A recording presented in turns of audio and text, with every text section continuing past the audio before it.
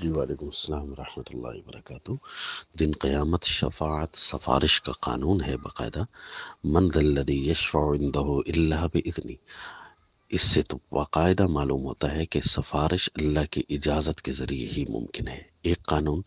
اور دوسرا کہ الا من شہد بالحق لا تنفع الشفاعت عندہ الا من شہد بالحق، سفارش نفع کس کو دے گی؟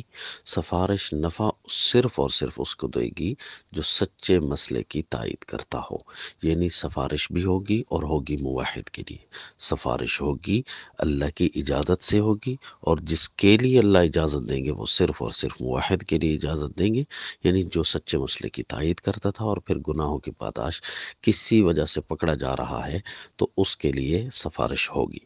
سیدنا عیسیٰ علیہ الصلوۃ والتسلیم کو بھی اللہ تعالیٰ فرمائیں گے ھذا یوم ینفع الصادقین صدقہم، آپ اگرچہ ساروں کے لیے دعا کر رہے ہیں اور منت کر رہے ہیں، لیکن آج صرف سچوں کو سچائی ہی فائدہ دے جائے گی، یعنی اجازت ہوگی، سفارش ہوگی اجازت سے ہوگی، اور جس کے لیے اجازت ہو اسی کے لیے سفارش ہوگی۔ السلام۔